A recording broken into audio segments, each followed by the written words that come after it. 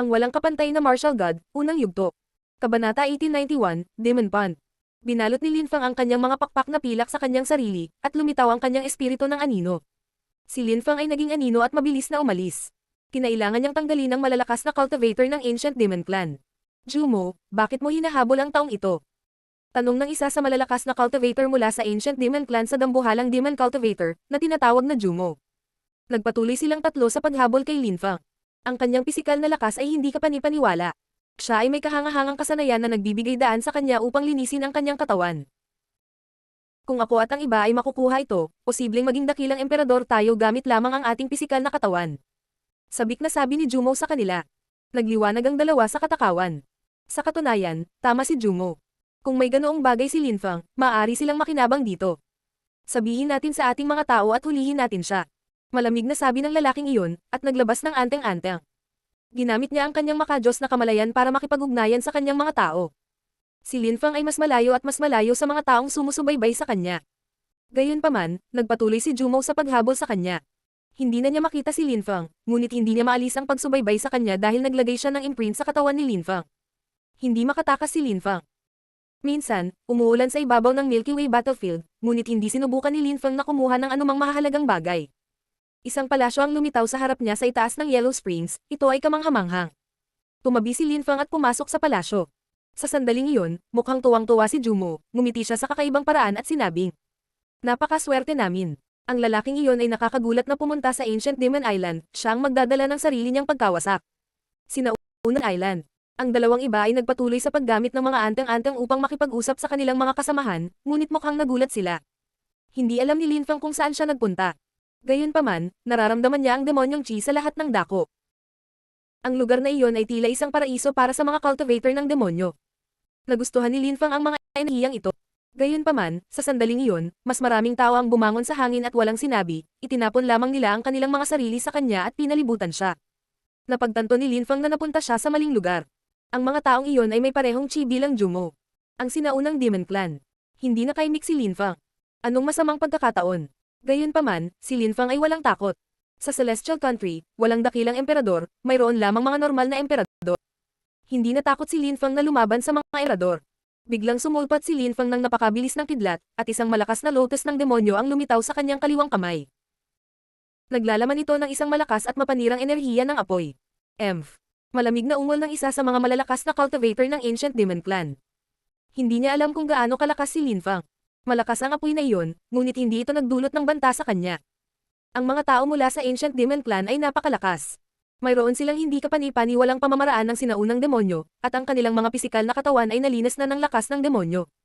Ang kanilang pisikal na lakas ay karaniwang kamangha-mangha. Ilang tao ang maaaring makipagkompetensya sa kanila sa mga tuntunin ng pisikal na lakas. Inihagis ni Linfang ang bowl ang apoy sa kanyang kaliwang kamay. Malamig na ngumiti ang kalaban niya. Ikinumpas niya ang kanyang kamay at isang sinaunang imprint ng demonyo ang lumipat patungo kay Linfang. Parang demonyo ang kalaban niya. Boom! Nagbanggaan ang apoy ni Linfang at ang kamay ng demonyo. Naputol ang kamay ng demonyo ngunit patuloy na sinuntok ni Linfang ang kapaligiran sa direksyon ng kanyang kaaway. Malakas si Linfang. Isa pang demonyong imprint ang lumitaw at bumaril kay Linfang. Kailangan niyang supilan si Linfang. Sa pagkakataong iyon, papalapit na ang dalawang cultivator. Si Linfang ay hindi mukhang nabalisa. Kulay abo lang ang kanyang mga mata. Mukha talaga siyang patay. Mamatay. Malakas na sigaw ni Linfang. Ang death energy ay tumagos sa utak ng kanyang kalaban. Kasabay nito, naglabas si Linfang ng sword energy sa malabong galaw. Ang pag-atake ay tila hindi masisira. Walang oras na mag-react ang mga nanonood. Nakita nila ang death sword na bumaril patungo sa ulo ng malakas na cultivator. Nanlabo si Linfang sa paggalaw, at isang napakalaking kamay ang bumaba sa ulo ng lalaki, na may nakamamatay na resulta. Ang iba pang malalakas na cultivator ng Ancient Demon Clan ay namangha. Nanunood pa lang sila ng laban, akala nila kayang lumaban ng mag-isa ang kasamahan nila laban kay Linfang, sapat na sana siya. Ngunit kahit na hindi siya sapat, naisip nila na hindi siya mapapatay ni Linfang. Hindi nila akalain na ganoon kadaling papatayin ni Linfang ang isang cultivator ng Ancient Demon Clan. Siyempre, hindi nila alam kung gaano kalakas si Linfang. Nagsimula na si Linfang sa landas ng buhay at kamatayan, at nagsimula na siyang magsanay ng life and death cultivation sa kanyang puso at isipan. Ginamit niya ang Death Strength Stamps, ang kanyang Nihility Sword Attacks, at ang kanyang isip para umatake. Mas madali na niyang pumatay ng tao kaysa dati. Hindi nagpatinag si Linfang, at matapang na inatake ang malalakas na cultivator ng Ancient Demon Clan. Sa gitnang bahagi ng palasyo, mayroong isang demon pond na may tubig ng demonyo Naglalaman ito ng makapangyarihang mga demonyong enerhiya na bumagsak sa kalangitan. Ang buong lawa ay napuno ng lakas ng demonyo. Mayroong dalawang malalakas na cultivator mula sa Ancient Demon Clan na naliligo sa pond at nagsasanay sa cultivation. Ang malakas na lakas ng demonyo ay patuloy na dumadaloy sa kanilang katawan, na nagpapalakas at lumalakas sa kanila. Maririnig ang mga kaluskos at basag na tunog, at tila kumukulo ang tubig sa kanilang paligid. Nako! Naisip ng ilan sa malalakas na cultivator nang makita nila na si Linfang ay lumilipad patungo sa Demon Pond. Natigilan sila at galit na sumigaw. Mag-ingat! Ang napakalakas na sigaw ang gumising sa lahat sa buong Ancient Demon Island. Lumipat ang mga itim na ilaw patungo kay Linfang. May nagdudulot ng gulo sa mundo nila, tapos ngayon papunta na siya sa Demon Pond nila, gaano kalakas. Hindi nila akalain na posible ang ganoong bagay, kaya hindi rin maaaring maisip ng dalawang cultivator sa lawa ang ganoong bagay. Kahit na nararamdaman nila ang malalakas na enerhiya, hindi nila maisip kung ano ang nangyayari habang sila ay mapayapang nagsasanay sa paglilinang. Minsan, ang malalakas na cultivator ng Ancient Demon Clan ay naglalabas ng napakalakas na enerhiya, kaya hindi ito nakakagulat sa kanila. Isang tibak ng kamatayan ang gumuhit sa kalangitan at tumagos sa ulo ng unang naglilinang. Pagkatapos ay sinuntok ni Linfang ang isa, hindi nag-aksaya ng oras. Nang malaman ng mga taong iyon na inaatake sila, wala silang panahon para mag-react. Sumabog na lang ang ulo ng pangalawa. Pinatay ni Linfang ang dalawang taong iyon, ngunit mukhang walang emosyon pa rin siya. Ang kanyang mga mata ay puno pa rin ng layunin ng kamatayan. Pumasok siya sa Demon Pond at nagsimulang sumipsip ng tubig. Kakaiba ang demonyong layunin ng pond na ito. Magagamit ko ito para linisin ang aking katawan. Naisip ni Linfang, nagulat na nakakita siya ng ganoong lugar. Siya ay gumawa ng isang kutsilyo kamay na hampas, at naglalakihang alon ng lumitaw sa lawa. Pagkatapos ay pinakawalan ni Linfang ang lakas ng kalpa habang ang buong mundo ay tila nanginginig. Ang malakas na lakas ng Deva Mara Kalpa ay sumanib sa tubig, bago ito pinasabog sa hangin. Ginagamit niya ang lakas ng demonyo ng Demon Pond. Dumating ang ilang malalakas na cultivator mula sa Ancient Demon Clan at nakita nila na si Linfang ay nasa pond, nakakarinig sila ng mga kaluskos at nakakabasag na tunog mula dito. Nagulat sila at malamig na tumingin kay Linfang. Mamatay. Napuno ng mga pagsabog ang hangin, at pinalibutan ng lakas ng kamatayan si Linfang. Gayunpaman, si Linfang ay tila hindi naapektuhan. Nagpatuloy siya sa paglangoy sa Demon Pond at ang kanyang makapangyarihang Deva Mara Kalpa na lakas ay naging mas malakas. Biglang ikinaway ni Linfang ang kanyang kamay at tumaas ang tubig sa hangin. Mamatay. Sabi ni Linfang na itinaas ang isang daliri at itinuro ang isang tao. Sa isang iglap, nagsimulang kumulo ang tubig. Isang walang katapusang dami ng enerhiyang Deva Mara Kalpa ang ipinutok patungo sa taong itinuturo ni Linfang, at ang taong iyon ay agad na sumabog sa mga tipak ng laman at buto. Ang walang kapantay na martial god, unang yugto. Kabanata 1892, ang Evolved Demogorgon Seriatim Symphonies Deployment Spell. Ang dayong malalakas na pag-atake ay natakot sa malalakas na cultivator ng Ancient Demon Clan hanggang sa mamatay. Ang buong Demon Pond ay nasa himpapawid. Ang mga mata ni Linfang ay puno ng hangarin sa kamatayan at ginawa silang nanginginig. Nais siyang patayin ni Jumo at ng iba pa, ngunit kahit na siya ay mukhang isang mababang antas na emperador, siya ay napakalakas. Ang hangin ay patuloy na nanginginig si Jumo at ang iba ay galit na sumigaw nang makita nila na si Linfang ay nasa pond. Paano mo siya naiwan sa tubig? Lahat ay naghila ng mahabang mukha. Madaling mapatay ni Linfang ang kanilang malalakas na cultivator ngayong kinukuha na niya ang tubig sa kanilang lawa. Ginawa ng kanilang mga ninuno ang lawa na iyon para sa kanila, at dinala ito sa Milky Way battlefield. Ito ay isang banal na lugar ng paglilinang para sa kanila. Gayunpaman, sa sandaling iyon, ginagamit ito ni Linfang. Sabay nating atakihin siya. Huwag sayangin ang iyong enerhiya. Ang taong ito ay may mahiwagang kakayahan. Malakas na sabi ni Jumo. Mabilis, ang malalakas na cultivator ng Ancient Demon Clan ay sabay na itinapon ang kanilang mga sarili kay Linfang. Kung magkapit kamay sila, hindi sila dapat nahihirapang patayin ang tagalabas na ito. Itinaas ni Linfang ang kanyang mga kamay at pinalamig ang lakas ng kalpa. Dalawang nakasisilaw na sinag ng mapanirang lakas ang lumitaw. Bastos. Galit na sigaw ni Jumo. Nang makita niya ang dalawang light beam, napansin niyang naglalaman ito ng lakas ng pond. Ang dalawang sinag ng liwanag ay pumutok sa langit, at pinawi ng mga ilaw ng demonyo ang kalangitan. Ang lakas ng Deva Mara Kalpa ay napilipit, at ang lakas ng Deva Mara Kalpa ay naging isang ilusyon, maraming makapangyarihang mga bituin ang lumilitaw sa kanilang paligid. Ang mga tao mula sa Ancient Demon Clan ay natulala sa display. Mamatay. Alam ni Jumo na hindi na siya makapaghintay. Ang mga sinaunang demon imprint ay tumama na parang meteor shower. Sabay-sabay na umatake ang lahat ng tao ng Ancient Demon Clan. Kung bumagsak ang lahat ng enerhiyang iyon sa katawan ni Linfang, tiyak na mamamatay siya. Pumunta ka, pinakondense ni Linfang ang lakas ng kalpa sa kanyang kaliwang kamay, pati na rin ang wind cosmic energies. Mabilis siyang nag-react nang bumangga ang kanyang enerhiya sa mga enerhiya sa kalangitan. Ang lakas ng kalpa ay patuloy na sumasabog. sa lahat ng mapanirang enerhiya na lumilipad sa paligid, para bang guguho ang mundo. Sirain. Isang light beam of destruction ang lumabas mula sa kanang kamay ni Lin Fang. Kasabay nito, maraming mga ilaw ng kalpa ang lumitaw. Lumangoy si Lin Fang sa kailaliman ng Demon Pond at naglabas ng enerhiya ng buhay upang bumuo ng baluti sa kanyang katawan. Sa ibabaw, ang lakas ng Deva Marakalpa ay binomba ang lupa at langit. Ang lakas ng Deva Marakalpa ni Lin Fang ay halatang hindi ganoon kalakas, ngunit kasama ang lakas ng demonyo ng lawa, ang kanyang mga kakayahan, at ang kanyang lakas ng Deva Marakalpa, ang kanyang pag-atake ay sobrang nakakatakot. Ang malalakas na cultivator ng Ancient Demon Clan ay nababaliw at sinusubukang tumakas, ngunit mahirap makahanap ng lugar na walang mga ilaw ng Deva Marakalpa. Maraming tao ang nadurog hanggang sa mamatay. Nang kumalat ang mga ulap, ang malalakas na cultivator ng Ancient Demon Clan ay mukhang takot na takot.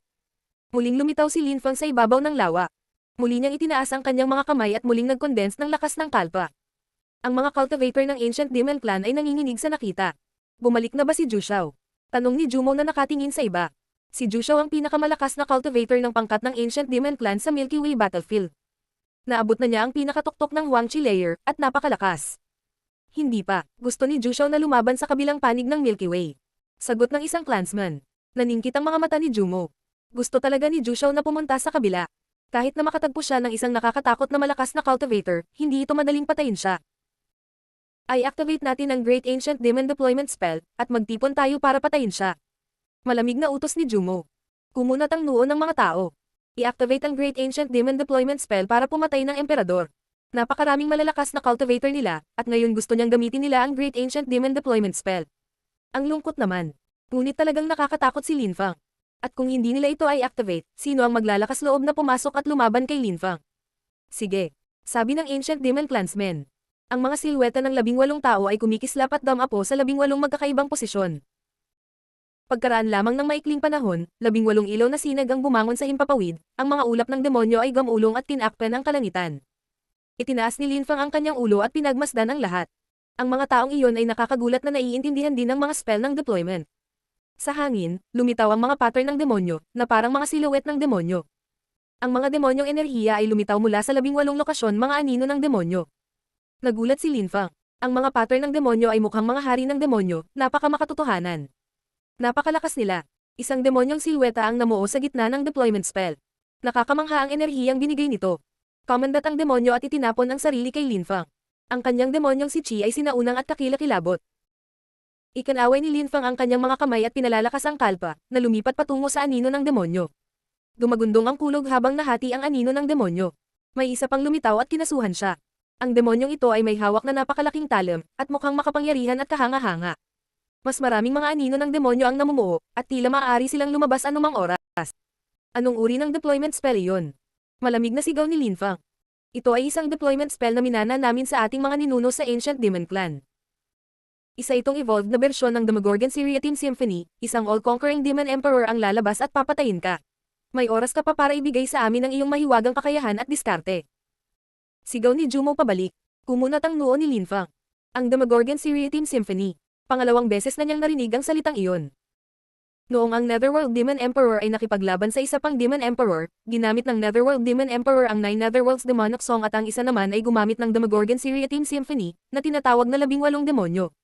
Nakuha ba ng ninuno ng Ancient Demon Clan ang Demogorgon Seriatim Symphony? Sa kasamaang palad, ako ay masyadong mahina. Hindi ko magamit ng maayos ang 9 Netherworld Song. Kung hindi, magagawa kong magnakaw ng lakas ng loob ng mga tao at gamitin ito para sa kapakinabangan ng aking paglilinang ng demonyo. Naisip ni Lin Fang. Napakalakas ng 9 Netherworld's Demoniac Song.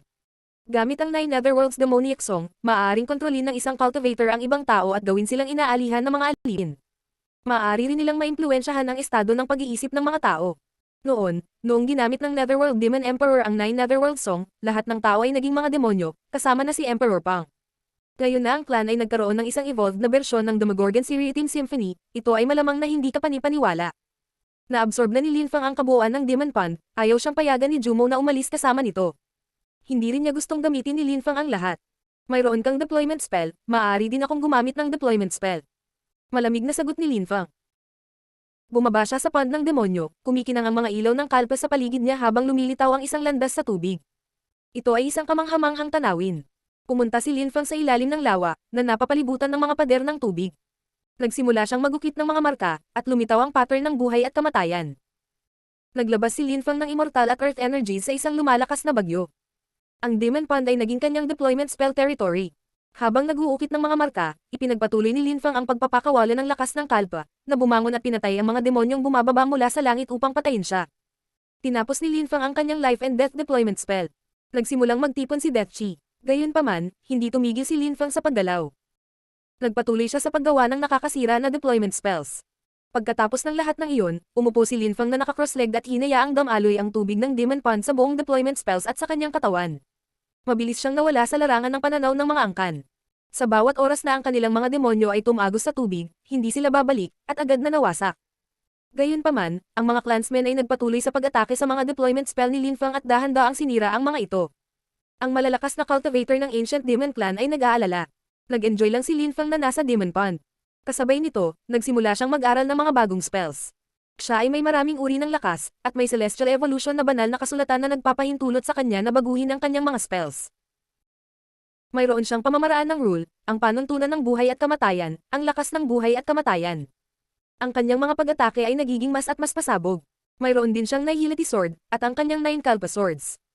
Talaga, sa landas ng buhay at kamatayan, maaari niyang paghaluin ang anumang bagay sa mga enerhiya ng buhay at kamatayan, at sa kanyang hindi kapani-paniwalang bilis salamat sa kanyang hanging cosmic energies, siya ay nagiging napakalakas. Ang walang kapantay na martial god, unang yugto. Kabanata 1893, Paglaban sa Milky Way. Sa malawak na Milky Way battlefield, mayroong isang uri ng natural na protection na screen na mukhang isang ilusyon. Mukha itong mga bangin, ngunit ito ay malinaw. Karaniwang mapipigilan nito ang mga cultivator na dumaan, ngunit kung gagawin nila, may makikitang imprint sa kanilang ikatlong mata at hindi nila ito matanggal. Sa sandaling iyon, dumating si Jushao sa lugar na iyon mula sa Ancient Demon Clan. Wala siyang makitang tao sa harapan niya, kakaunti lang ang pumupunta sa lugar na iyon dahil napakadelikado. Kapag ginawa ng mga tao, naramdaman nila ang ilang makapangyarihang enerhiya. Alam ng mga taong nagmula sa impyerno na ang Milky Way battlefield ay lubhang mapanganib, ngunit ang mga taong nagmula sa makapangyarihang mga grupo ay maaaring pumunta doon kung sila ay mag-iingat. Gayunpaman, ang ganap na pagtawid ay lubhang mapanganib, dahil sa kabilang panig mayroong maraming napakalakas na cultivator. Sa sandaling iyon, matalim na tumitig si Jushao sa malayo, pumipintig ang kanyang mga demonyong enerhiya. May imprint na siya sa third eye niya. Nagpatuloy siya sa paglipad sa unahan, dahil gusto niyang makita kung gaano kahirap ang ganap na pagtawid sa lugar. Mamamatay ang mga taong pumupunta rito. Sabi ng isang tao sa di kalayuan, nanginginig ang hangin. Isang silhouette ang lumitaw at sinisingil sa kanya. Napaungol lang si Jushao, at may mga matatalim na liwanag na lumabas sa kanyang mga mata. Ang kanyang kalaban ay nanginginig at tumitig kay Jushao, natulala. Nagmukhang celestial demon si Jushao. Pumutok siya ng paputok. Walang katapusang bilang ng mga Golden Sun Sword ang lumitaw, ngunit agad na nawasak ng suntok ng Deva Mara ni Jushao. Sirain. Pagkatapos noon, ang kalaban ay nagpatuloy sa pag-atake ng baliw, ang kanyang gininto ang enerhiya ay naging nakasisilaw at umaatake sa Deva Mara na suntok. Patuloy sa pagtakbo si Jushao papunta sa kanya, isang dambuhalang Deva Mara na kamay ang lumitaw habang ang katawan ni Jushao ay naging dambuhalang. Ang malakas na cultivator ay naging isang gininto ang katawan. Hinawakan siya ni Jushao gamit ang kanyang napakalaking kamay na parang nakahawak ng langgam. Sira. Single ni Jushao. Pinisil niya ang Golden Cultivator gamit ang dambuhalang kamay at dinurog ito. Malamig niyang sinabi. Ayon sa mga alamat, sa kabilang banda, makikita mo ang kontinente ng Siyam na ulap, curious akong makita kung gaano kalakas ang mga tao doon. Sinusundan ko ang landas ng mga sinaunang demonyo at mayroon akong katawan ng Deva Mara. Sino ang makakalaban ko sa mundong ito? Naging light beam ang katawan niya. Sa daan, nakapatay siya ng isang dosenang tao. Gayunpaman, pagkaraan ng maikling panahon, huminto si Jushao sa isang tulay. Ang kanyang katawan ay itim at napakalaki, ngunit sa sandaling iyon, tila nahihilo siya at nakatingin sa malayo. Nagsimula siyang manginig. Ang dakilang digmaan ng Milky Way. Narinig ni Jushao ang boses na iyon sa kanyang ulo. Isang walang hangganang hukbo ang paparating sa kanya. Tinatakan ng hukbong iyon ang buong kalangitan. May mga taong nagkalat sa daan-daang kilometro, at lahat sila ay may mamamatay na chi. Naging sobrang mapangapi ang kapaligiran. Ito ay magiging isang trahedya para sa mga tao mula sa impyerno sa Milky Way na larangan ng digmaan. Sabi ng boses sa isipan ni Jushao. Mabilis siyang tumalikod at nagsimulang tumakbo palayo. Malaki ang tiwala niya, at alam niyang malakas siya. Madali siyang pumatay ng mga tao, kaya rin niyang lumaban sa isang maliit na hukbo. Gayunpaman, ang hukbong kinakaharap niya ay hindi ordinaryong hukbo. Sila ay isang piling puwersa. Ayon sa mga lumang alamat, sa tuwing lumitaw ang hukbong ito, maraming tao ang namatay. Kalmadong pinanood ni Ji Chang si Jushao na tumakas, hindi nag-abala na habulin siya. Nandoon sila para sa isang tunay na digmaan, hindi para pumatay ng isa o dalawang tao. Gusto nilang salakayin at sakupin ang Milky Way battlefield. Ayon sa mga alamat, sa kabilang panig ng Milky Way battlefield, mayroong mga tao mula sa impyerno. Ang impyerno ay nahiwalay sa ibang bahagi ng mundo. Ang mga taong gustong pumunta sa impyerno ay nagsabi na kailangan mong hanapin ang ipinagbabawal na lugar ng Jiuyu. Ilang tao ang nakakaalam kung nasaan ito. Madalas sabihin ng ninuno na ang pagpunta sa Celestial Country ay isang paraan para makapunta rin sa impyerno. Ngunit ito ay mga alamat lamang. Kinokontrol ng mga tao mula sa impyerno ang lakas ng kamatayan, at mayroon silang mga kapangyarihang sumasabog. Noong nakaraan, ang mga tao mula sa impyerno ay karaniwang nagkukusa na umatake muna, ngunit sa pagkakataong ito ang mga tao mula sa kontinente ng Siyam na Ulap ay nagpasya na umatake. Ang mga tropa ay binubuo ng mga tao mula sa iba't ibang akademya. Lahat sila ay may mga hindi kapani-paniwalang spell at teknik, at nagmula sa lahat ng dako sa kontinente ng Siyam na Ulap. Daan-daan sila dito ngayon, isang nakakatakot na puwersa. Si Ji Chang ang namamahala sa pamumuno sa hukbo ng Champion University. Ang mga tao na mula sa Celestial Champion rank ang list at mas mataas ay ang mga pangunahing tropa, at bumubuo ng isang makapangyarihang hukbo. Nais nilang makarating sa kabilang panig ng Milky Way battlefield. Ji Chang, dapat tayong pumunta sa kabilang panig ng Celestial Country at patayin ang lahat. Excited na nagsalita ang katabi niya. Ito ay isang binata na may gininto ang mukha.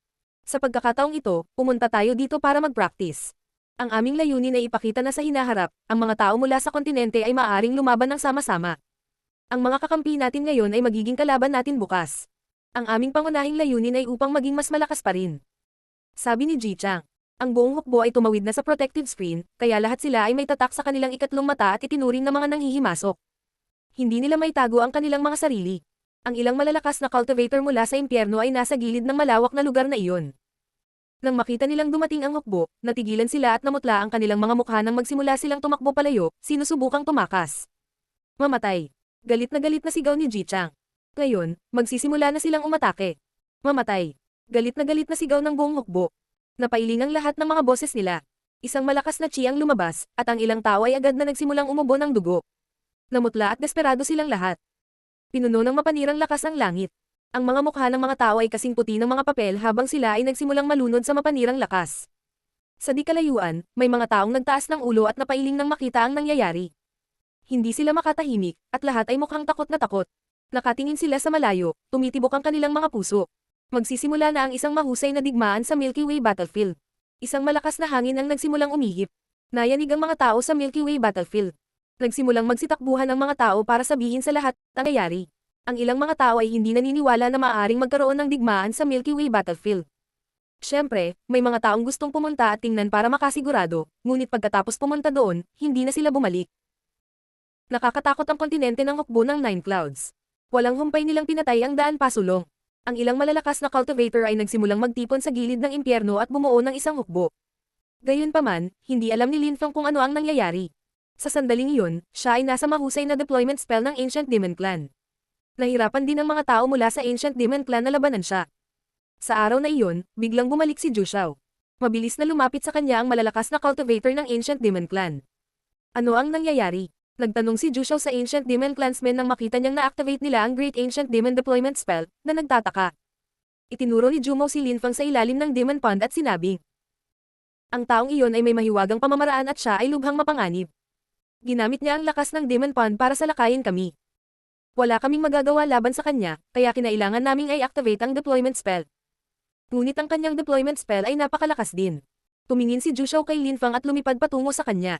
Siya ay nagpakita sa langit sa itaas ng Demon Pond, mga matatalim na ilaw ng demonyo na lumalabas mula sa kanyang mga mata at bumababa mula sa langit. Binuksan ni Lin Feng ang kanyang mga mata at tumangala kay Zhu Xiao. Bumaba si Zhu Xiao patungo kay Lin Feng sa Demon Pond, ang kanyang katawan ay namamaga ng husto sa laki. Mukha siyang demonyong Dev Amara. Mamatay. Galit na sigaw ni Zhu Xiao.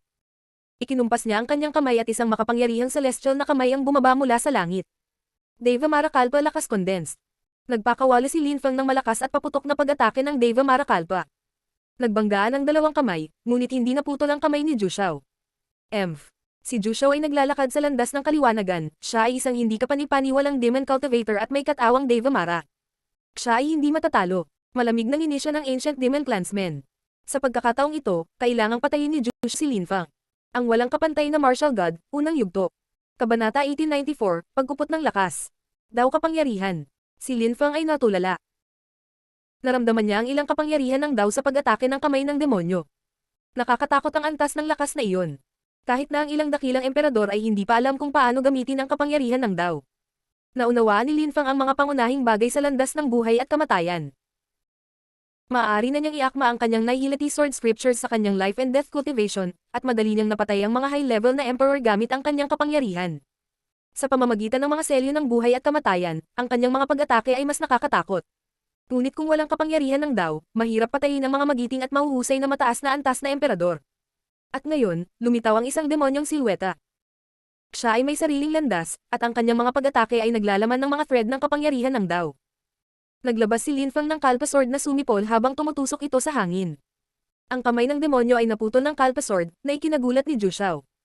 Hindi niya akalaing magiging sapat si Linfang para sirain ang kanyang Dao Power Attack. Lalo rin siyang nagalit. Marami pang demonyo ang patuloy na bumababa mula sa langit upang sugpuin si Linfang. Maging ang kanyang kaluluwa ay nagsimulang manginig. Atake ng kaluluwa. Malungkot si Linfang. Ang pag-atake ng kaluluwa ay halos pisikal, dahil naglalaman ito ng lakas ng kapangyarihan ng Dao. Napakalakas ng kanyang kalaban. Mayroon din siyang napaka-advanced na kaalaman at pangunawa sa sarili niyang landas. Naunawaan ni Linfang kung anong uri ng katawan mayroon ang kanyang kaaway, nagbigay ito sa kanya ng kapangyarihang gawin ang mga bagay na halos hindi masisira. Ang kanyang opensa at depensa ay parehong kahanga-hanga. Sa ganoong uri ng katawan, at ganoong uri ng Dao, naunawaan ni Linfang na ang kanyang landas at ang landas ng kanyang kaaway ay ganap na magkaiba. Ang lakas ng espada ay lumitaw sa kalangitan at tumagos sa ulo ng mga demonyo, na nagpakalat sa kanila. Napaungol si Zhu Xiao at umaban. Ramdam ni Linfang ang malakas na kaluluwa ni Zhu Xiao na lumapit sa kanya at binibigatan siya. Sumulong din si Linfang. Ang mga ilaw ay kumikinang, at ang lakas ng demonyo ay lamambat at bumagsak sa langit bago hinampas ang napakalaking paa ng kanyang kaaway. Tubig at gamulong ngunit ang Colossus ay may hindi masisira na katawan, at ang kanyang mga kakayahan sa pagtatanggol ay hindi kapanipaniwala. Napabuntong hininga si Linfang. Naunawaan niya ang pagkakaiba sa pagitan ng mga taong nakaunawa sa Dao at sa mga hindi pa. Sila ay nabibilang sa iba't ibang mundo. Kahit si Linfang ay naiintindihan lamang ang mga pasimulang ideya ng Dao, ngunit sapat na iyon para patayin niya ang matataas na antas ng mga emperador ng may lakas ng buhay at kamatayan. Ngayon ay ginagamit ni Zhu Xiao ang mga pag-atake ng kapangyarihan ng Dao upang salakayin siya, at sinasalungat ni Linfang ang mapangwasak na lakas ng demonyo, ngunit hindi man lang niya mabali ang mga paa ng kaaway. Ang malalaking alon ng nakasisilaw na lakas ng kalpa ay nagsimulang magkondensasyon sa paligid ni Linfang pumuntaka. Ang lakas ng kalpa ay nagngangalit at lumipat patungo sa namumuong mga ilaw. Isang nakakasilaw na liwanag ang lumipad sa ibabaw ng Demon Pond, na naghatid ng isang pagsabog na talagang nagpabutas sa paa ng kanyang kaaway. Lakas ng demonyong kalpa. Nagulat si Zhu Xiao. Maaaring gamitin ng taong ito ang lakas ng Demon Pond. Kaya niya itong kunin at gawin itong lakas ng kalpa. Marahil ay nakakuha siya ng ilang mahiwagang sinaunang kasulatan. Medyo malakas ta, gayunpaman, hinding-hindi ka makakatakas sa akin. Malamig na sumpa ni Zhu Xiao. Tumingin sa kanya si Linfang na may pagpatay sa kanyang mga mata. Kahit na malakas si Zhu Xiao, hindi nag-alala si Linfang dahil maaari rin niyang ay pakulong ang taong ito sa kanyang maliit na mundo, at malamang na hindi siya sapat para makawala mula rito. Gayunpaman, hindi sigurado si Linfang kung si Zhu Xiao ay may Great Imperial Weapons o wala. Kung mayroon man siya, hindi sigurado si Linfang kung ang sandata na iyon ay magpapahintulot sa kanya na makalaya mula sa kanyang panloob na mundo. Alam niyang hindi masisira ang kanyang maliit na mundo. Noon, nakita niya kung paano nawasak ang maliit na mundo ni Emperor Yu sa mundong kanyang pinanggalingan, nagawang basagin ito ni na Emperor Tianlong at Emperor Qi. Ang maliit na mundo ni Linfang ay hindi masyadong matatag. Talagang masisira ng mga malalakas na cultivator ang kanyang maliit na mundo sa isang pagkakataon. Subukan mo, malamig na sagot ni Linfang. Bumaba si Zhu Xiao mula sa langit. Nakakagulat, hindi siya natakot sa deployment spell ni Linfang. Ang walang laman na espasyo sa deployment spell ay napakapanggapi. Tumabi ang tubig ng pond, ayaw ni Zhu Xiao na gamitin ni Linfang ang tubig ng pond. Tumigil si Zhu Xiao at mabilis na lumayo pagkatapos niyang makita ang mga marka sa ilalim ng pond. Ngayon naunawaan niya na walang maraming posibilidad. Ang isa ay lumaban sa isang mahusay na labanan laban kay Linfang, ngunit naunawaan din ni Zhu Xiao na nagsimula ang isang malaking digmaan sa labas, at hindi na nila mapoprotektahan ang lugar na ito ng mas matagal. Kung saan ang Demon Pond ay hindi magiging ganoon kahalaga. Ngayon pa, nagsimula ang isang malakas na kalabog. Sinubukan ni Zhu Xiao na umatake muli, bumababa at sinusubukang gamitin ang kanyang mga paa para durugan si Linfang.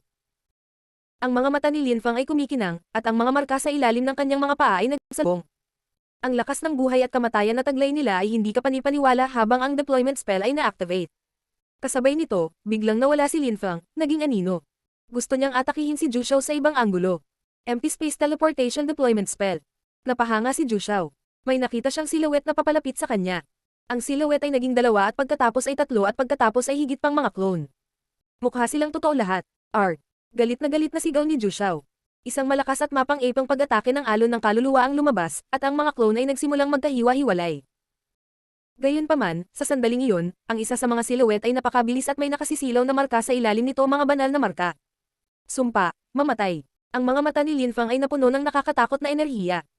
Ang lakas ng pagmumura ay lumipat patungo sa kapangyarihan ng Dao, at sa parehong oras, isang nahihilati sword ang palm ito at hiniwa patungo sa ulo ni Zhu Xiao. Sa sandaling iyon, nanginginig ang kaluluwa ni Zhu Xiao, naapektuhan ang kanyang kalooban, at tumaas ang kanyang galit. Ipinagpatuloy niya ang pagpapakawala ng higit pang lakas ng kaluluwa, habang kasabay nito, sumuntok sa tila mga bundok na gumagapang sa kalangitan. Die, die, die. Sigaw ni Linfang at ginamit ang kapangyarihan ng kanyang nahihilati sword scriptures, naglalabas ng death energies at immortal will. Magbabayad si Zhu Xiao sa pag-atake sa kanya. Isang malakas na kamay ang gumalaw patungo kay Linfang, na pinakawala ng kanyang purple tank bilang ganti.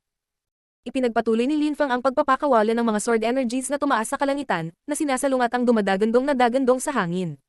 Ang lakas ni Zhu Xiao ay nakarating sa wakas kay Linfang at pinilit siyang bumalik, ngunit nagsimula na si Linfang na magpakawala ng lakas ng buhay para makabawi. Ito talaga ang dahilan kung bakit siya nang ahas na sakta ng mga taong iyon, at ngayon ay kailangan nilang bayaran ng halaga. Hinatak ni Zhu Xiao ang mahabang mukha. Ang walang kamatayang enerhiya at isang espada ng kamatayan ay tumagos sa kanyang katawan, pati na rin ang lakas ng pagsumpa ng kamatayan. Ang kanyang katawan ay halos hindi masisira, ngunit nagawa ni Linfang na sugat siya. Gusto niyang patayin si Linfang, ngunit halatang kaharap niya ang isang baliw na cultivator. Si Linfang ay naging isang ilusyon at lumipat patungo sa labas ng mundo. Nang makita iyon ng malalakas na cultivator ng Ancient Demon Clan, lahat sila ay galit na galit. Kung hinabol nila siya, malamang napapatayin niya sila. Ang baliw na cultivator na ito ay nasugatan na si Zhu Xiao. Kapag sinubukan mo akong pigilan ulit, papatayin kita. Paputok na sigaw ni Linfang, ang kanyang boses ay may dalang death energy para sirain sila. Biglang nagbukas ng daan ang Ancient Demon Clansmen. Dumaan si Linfang sa pagitan nila, na lumikha ng sonic boom sa kanyang bilis. Kasabay nito, narinig nila ang isang malakas na boses. Isang bangkos ng basura. Galit na galit lahat ang Ancient Demon Clansmen. Anong kahihiyan? Nang umalis si Linfang sa Ancient Demon Clan, nagpakita siya sa isang tulay at naglagay ng imprint doon. Isang liwanag na sinag ang tumalon sa kalangitan. Si Linfang ay nanatiling naghihintay doon sa tulay. Pagkaraan ng maikling panahon, lumipad ang ilang tao papunta kay Linfang. Ang ilan sa kanila ay naglabas ng isang Halakandra talisman, at tinanong si Linfang. Ikaw ay mula sa Halakandra Fairyland. Talaga. Tumanggo si Linfang. Inilabas din niya ang kanyang anteng-anteng ang mga taga-Halakandra Fairyland ay parang magkakapatid doon. Nakakagulat, natagpuan nila ang isa't isa. Sa pagkakataong iyon, may lumapit sa kanila. Mayroon din siyang Halakandra talisman, ngunit hindi siya mukhang masaya. Anong mali? Tanong ng lahat. May mga taong dumarating mula sa kabilang panig ng Milky Way upang patayin tayo. Isang malaking digmaan sa Celestial Country ang magaganap. Walang makakablock sa kanila. Kailangang makatakas ang lahat, kung hindi, mamamatay tayo. Kung hindi lang sila napagod ay nandito na sila. Napakabilis nila. Mabagal na sabi ng taong iyon. Natigilan ang lahat. Isang mahusay na digmaan sa Celestial Country. Sa Celestial Country, si Linfang ay naguguluhan. Ayon sa mga alamat, galing sila sa ibang mundo. At ngayon nagpadala na sila ng malaking hukbo para sakupin ang lugar at hindi natin sila mapipigilan. Kailangan nating makahanap ng solusyon, kung hindi, sasalakayin nila ang Milky Way battlefield. Narito ang mga tao mula sa kontinente ng Siyam na ulap upang patayin tayo. Natigilan si Linfang. Bumibilis ang tibok ng puso niya. Hindi niya akalain na makakatagpo siya ng mga hindi kapani-pani walang manlalaban. Ang walang kapantay na martial god, unang yugto. Kabanata 1895, Ji Wuyu ngayon. The Dark Knight Region, Holy City, Champion University. Si Hao Qinglin at ang iba ay matagal nang umalis sa kanilang munting homeworld. Pagkatapos noon, nakapunta na sila sa siyam na dakilang Celestial Castle. Sa mga araw na ito, ang punong tanggapan ng Tiantay ay hindi kapani-paniwala, parehong kamanghamanghang at sikat. Walang sino man ang maaaring humamon sa kanilang posisyon. Si Hao Qinglin at ang iba pa ay kumbinsido na ang kanilang mga guro ay mahahanap sila sa lalong madaling panahon, o na si Tiantay ay makakarinig tungkol sa kanila balang araw. Dalawang tao ang nag-aaway sa isa sa mga pangunahing gusali ng Champion University, isang lalaki at babae. Ang lalaki ay napakabata, at halatang nahihirapan. Sister Qingyan, ang iyong cosmic energies ay maaaring pumatay sa akin. Kaya bago makipaglaban sa mga emperador, kailangan mong maunawaan ang puwersa hanggang sa ang iyong puwersa ay pinarami ng isang libo. Saka mo lang mauunawaan kung paano kontrolin ang mundo sa paligid mo. Tumiti si Yun Qingyan. Xiao Chen, sinabi sa akin ng aming guro na alagaan ka. Huwag mo akong sisihin. Paano ako? Sister Qingyan, ang galing mo. Alam ni Xiao Chen kung paano ibahin ang mabuti sa masama. Nakangiting sagot ni Yezu. Tumingin si Yun Qingyan kay Yezu at ngumiti. Tinutulungan mo ang batang iyon. Sa susunod, haharapin siya ni Huang Fulong o si Tantay. Hindi. Protesta ni Xiao Chen, hinatak ang mahabang mukha. Bata, para kaming mga tiyuhin para sa iyo, dapat kang maging masaya. Sabi ni Tantay, naglakad palapit sa kanya. Galit nang umiti si Ye Chen. Lumapit si Tantay kay Ye Chen at pumalakpak sa kanyang mga balikat. Tumiti ng pilit si Ye Chen. Sa tuwing sinusubukan ni Tantay na turuan siya ng cultivation, hindi ito masaya. Paano ang pangalawang kapatid natin? Masayang tanong ni Tantay kay Yun Qingyan. Nagmumuni-muni siya sa pag-iisa. Siya ay isang cultivaholic. Single Yun Qingyan. Tumiti si Tantay at sinabing, ganyan din si Lin Fang. Salamat sa kanila, magiging mahusay muli ang Tiantay. Nakita mo ba kung gaano ka-arrogant ang mga miyembro ng Ji Chang's Club? Kahit ang Star Group, gusto kong sirain silang lahat. Pasensya ka na, hindi problema ang Star Group. Si Ji Wuyo, na dating mahirap talunin, ay nasa Moon Group na, sa lakas natin, madali nating matatalo ang Star Group, pero iba ang Moon Group. Ngunit sapat na ang 2 taon. Mataimtim na sinabi ni Yun Qingyan. Talaga. Ngayon ko lang nakita si Ji Wuyo. Matapos maging medium level na emperor ang lalaking iyon, nagsimula na naman silang maging mayabang. Hindi pa katagal, pumunta siya sa yugto ng labanan para sa mga nasa listahan ng mas mataas na ranggo at hinamon ang ika-5. Pagkatapos, siya ay naging isang katamtamang antas na emperador at bumalik sa Ji Clan upang magnilay sa pag-iisa. Iniisip ko kung gaano siya naging strong. Si Hao Qinglin at ang iba ay pupunta at makakakita. Makakapaghanda na tayo. Mabagal na sabi ni Tantay. Tumanggo si Yun Qingyan. Tama si Tantay. Kailangan nilang maging handa. Naglakas loob si Ji Wuyo na hamanin ang ika-5 listahan ng mas mataas na ranggo, na nangangahulugang malakas siya. Sa sandaling iyon, mukhang nag-iisip si Hao Qinglin. Naglabas siya ng lakas ng reincarnation, na bumalot sa paligid niya. Isang reincarnation hole ang lumitaw sa kalangitan sa itaas. Tinitigan ito ni Hao Qinglin at bumulong. Sa landas ng paglilinang, ano ang kapalaran ng aking lakas ng reinkarnasyon? Paano ito mag-evolve? Mukha siyang nag-iisip habang palabas ng occultation room. Sina Tantay at Yun Qingyan ay parehong nakatayo doon. Alam nila na maaaring talunin ni Ji Wuyo ang ika-5 estudyante ng listahan ng mas mataas na ranggo, kaya nagtipon si Hao Qinglin ng ilang tao para pumunta at panoorin ang labanan. Magkaaway sila, ngunit ang makita kung gaano siya kalakas ay isang magandang bagay. Sa sandaling iyon, si Ji Wuyo ay nakatayo sa yugto ng labanan ng listahan ng mas mataas na ranggo. Maraming tao ang nakapaligid sa kanya. Noon, tinalo ni Ling Tian si Ji Wuyo. Hindi yun makakalimutan ni Ji Wuyo, masyado siyang mapagmataas. Nandito na si Kailan. Siya ang ika-5 estudyante ng listahan ng mas mataas na ranggo, at napakalakas. Siya ay isang napakahusay na medium na emperador na nakakaalam ng mga sinaunang pamamaraan na maaaring umatake sa mga kaluluwa ng mga tao. Kahit na ang mga taong mas mataas sa kanya sa listahan ng rangkang ay ayaw makipaglaban sa kanya. Si Ji Chang ay nagmumuni-muni sa pag-iisa at naging mas malakas, kaya naglakas loob siyang hamanin si Kailan. Nagkomento ang mga tao nang makita nilang may dumating na nakasuot ng magagandang damit. Lumapag ang lalaking iyon sa entablado ng labanan. Ji Wuyo, kahit kapatid ka ni Ji Chang, sa battle stage, wala akong awa. Malamig nang umiti si Ji Wuyo. Bumangon siya sa himpapawid, ang Chinang hari ay nagtitipon at pumipintig sa paligid niya. Isang pattern ng dragon ang lumitaw sa likuran niya sa gitna ng nakakasilaw na mga ilaw. Sa pagkakataong ito, mayroong 3 dragon totem na may kahangahangang lakas. Ang mga pag-awit ng dragon ay nagpapayanag sa lupa at langit, na puno ng kapangyarihan.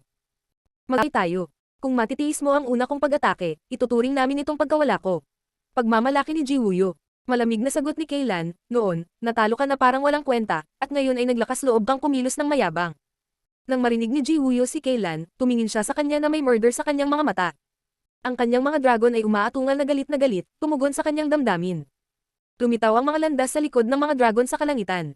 Malamig na ungol ni Kailan. Hindi naman siya natakot. Nagsimula siyang pasulong nang lumitaw ang isang napakalaking kampana, tumutunog ito ng marahas at masakit na nanginginig sa eardrum ng mga tao.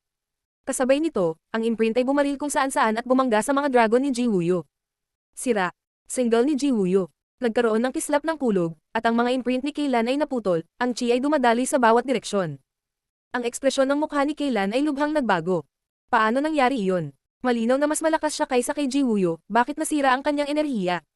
Nagsagawa si Kailan ng ilang mga handsil at mas maraming mga kampana ang pumuno sa hangin sa kanilang pagtunog, ang mga eardrum ng mga tao ay walang tigil na nanginginig. Malamig na tumingin sa kanya si Ji Wuyo, at sumigaw na lang muli ng galit. Mas maraming dagandong ng kulog ang kumalat, at ang mga kampana ay muling nabasag. Biglang, isang mapanirang lakas ang bumagsak kay Kailan. Napaungol siya sa sakit habang ang mukha ay namutla. Parang sisabog na ang tuwa niya. Gumagundong si Thunder nang bumagsak ang mga dragon ni Wuyo sa kanyang katawan at itinapon siya palayo. Tumalsik ang dugo mula sa kanyang bibig nang siya ay bumagsak, ang kanyang mukha ay nakamamatay na mapatla. Natalo siya. Ang mga tao ay namangha. Si Ji Wuyo ay naging sobrang nakakatakot. Paano? Ang ikalimang estudyante ng listahan ng mas mataas na ranggo ay hindi nakatiis ng isang pag-atake mula sa kanya. Maaari niyang gamitin ang kapangyarihan ng Dao. Nagsalita ang isang binata. Kumikislap ang kanyang mga mata. Dao. Nagulat ang mga tao at napakunot ang noo. Ito ay masyadong kahanga-hanga. Kahit na ang ilang dakilang emperador ay hindi naiintindihan ng lakas ng Dao. Tanging ang mga napakatalino na matataas na antas na emperador lamang ang nagsimulang maunawaan ang kapangyarihan ng Dao. Si Ji Wuyo ay isang medium-level na emperor lamang, at naiintindihan na niya ang kapangyarihan ng Dao. Ito ay isang kamanghamanghang tagumpay. Desidido siyang malampasan ang kapatid niya. Ang damit ni Ji Wuyo ay kumikislap sa hangin, mukha siyang mapagmataas na hari. Malamig niyang sinulyapan si Kaylan at sinabi, "Walang cultivator sa mundo na hindi natatalo. Natalo ako laban kay Lin Fang at napahiya ako. Sa susunod na lalaban ako kay Lin Fang, siguradong matatalo ko siya." Walang lamang salita, sabi ng isang tao sa karamihan. Napatingin ang lahat sa malayo at nakita si Tantay. Nagulat ang mga tao nang makita sila. Ang mga tao ng Tiantai, Hao Qinglin, Tianqi, nandito sila. Last time, natalo nila ang mga miyembro ng Star Group. Mukhang mas malakas din sila kaysa dati. Naisip na nanonood. Nang marinig ni Ji Wuyo si Tantay, sumugod siya at huminto sa itaas ng Tantay. Malamig niyang sinabi, "Nasaan si Lin Fang? Pwede na tayong lumaban ngayon din. Natalo ka last time. Bakit ka na naman niya lalabanan?" Sabi ni Tantay, nakatitig kay Ji Wuyo. Labis na ipinagmamalaki ni Lin Fang. Minsan na niyang natalo si Ji Wuyo, bakit muling lalaban si Lin Fang sa kanya? Tumingin si Ji Wuyo kay Tantay ng masama. Bigla siyang sumigaw ng galit at muling lumitaw ang kanyang mga dragon. Naramdaman ni Tantay na sisabog na ang kanyang kaluluwa. Napaungol siya sa sakit at namutla ang mukha niya nang muntik na siyang matamba. Ang mga dragon ay patuloy na umuungal ng galit na galit. Mababa ang tingin sa kanya ni Ji Wuyo at Shen. Dahil hindi ka ng ahas na lumaban, ibig sabihin, hindi ka kwalipikadong magsalita. Maghintay hanggang sa araw ng kasunduan. Madudurog si Tiantai. Ikaw. Sabi ni Huang Fulong, nagsimulang pasulong. Gayunpaman, pinigilan siya ni Hao Qinglin na pumunta. Kalmado siyang tumingin kay Ji Wuyo at walang pakialam na sinabi. Nabasa ko na ang mga libro tungkol sa kapangyarihan ng Dao sa Champion Hall. Kung nakamit mo ang kaliwanagan, napatay mo sana si Tantay sa isang welga. Baka nanghiram ka lang ng Dao sa iba. Ikinumpas ni Hao Qinglin ang kanyang kamay at sinabing, "Tara na." Natigilan si Ji Wuyo. Anong kahihiyan na naman? Hindi niya naiintindihan ang Dao, sa katunayan. Isang malakas na cultivator ng Ji-clan ang nagtulak sa kanya na pag-aralan ng Dao at ginawa siyang gumamit ng Marks of the Path. Gayunpaman, hindi niya naiintindihan ng eksakto kung paano gamitin ang mga ito. Maaari pa rin niyang gamitin ang ilang kapangyarihan ng Dao, gayunpaman. Wuyo, no need to explain anything to those people. Hinamon nila ang Moon Group, mawawasak sila. Maghihiganti ka kung ganoon. Sabi ng ilang malalakas na cultivator mula sa Moon Group nang makarating sila sa tabi ni Ji Wuyo. Tumanggo si Ji Wuyo. Hindi na niya kailangang magpaliwanag sa kanila. Ang kanyang kapatid ay nasa Celestial Country. Kailangan niyang gumawa ng mga pagsisikap na maging mas malakas at malampasan ang kanyang kapatid, kung hindi, ang lahat ay mag-uusap lamang tungkol sa kanyang kapatid sa buong buhay niya. Sa hinaharap, ituturing ng mga tao ang kapatid ni Ji Chang bilang mas malakas.